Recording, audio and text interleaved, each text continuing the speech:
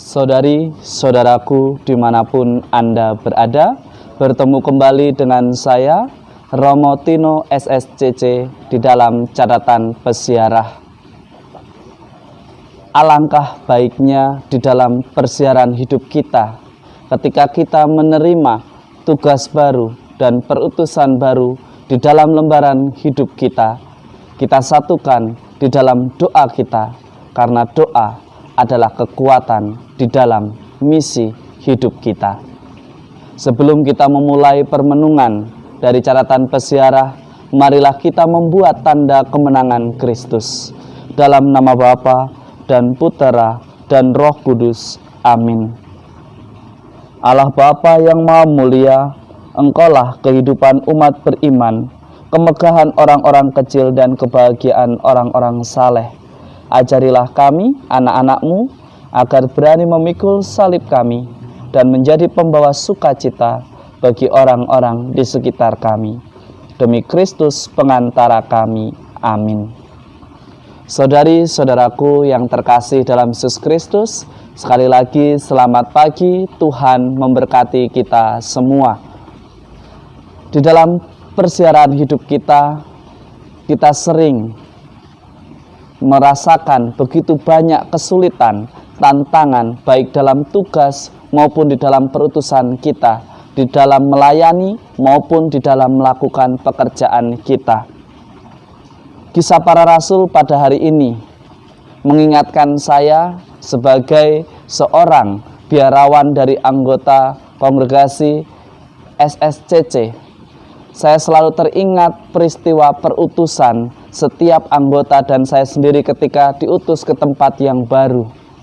Semua komunitas mendukung di dalam doa dengan menumpangkan Bunda Maria, Ratu Damai, sebagai penyerta dan teladan di dalam mewartakan kasih Tuhan.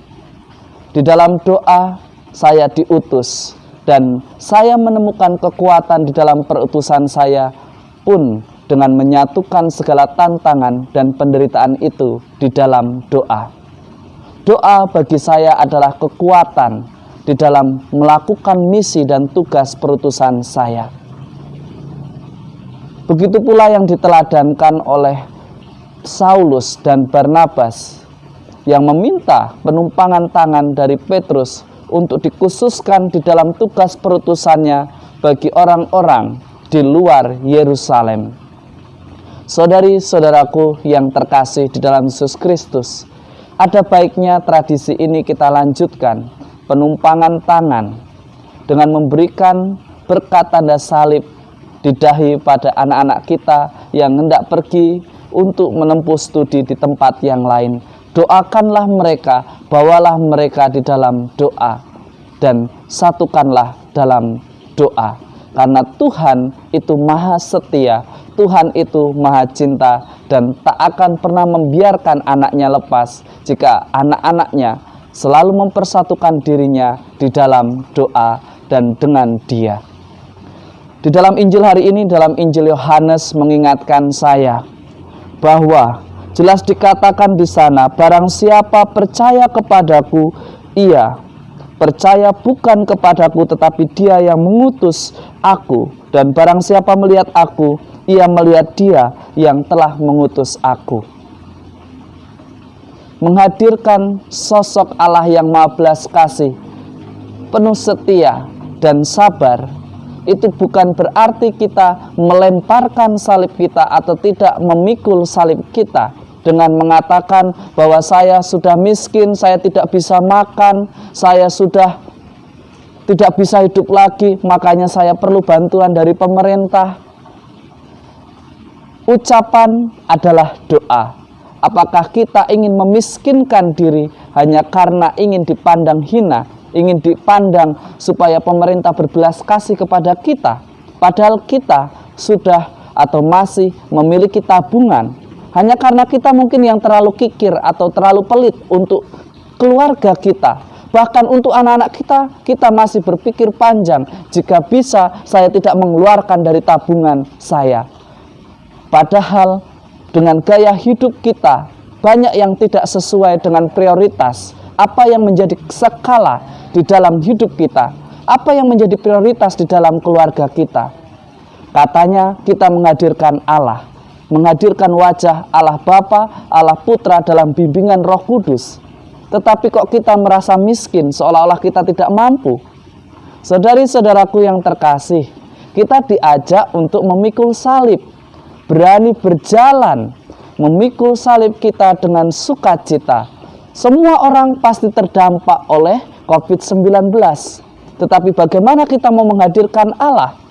Apakah kita mau menghadirkan Allah yang tegar dan kuat untuk menghadapi tantangan? Ataukah kita mau menghadirkan Allah yang pesimis? Padahal Allah kita selalu setia, selalu memiliki pandangan yang optimis.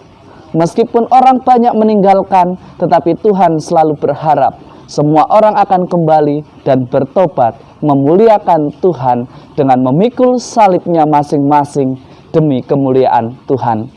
Saudari-saudaraku yang terkasih, jangan takut untuk memikul salib kita, dan satukanlah dirimu dan penderitaanmu dengan Tuhan.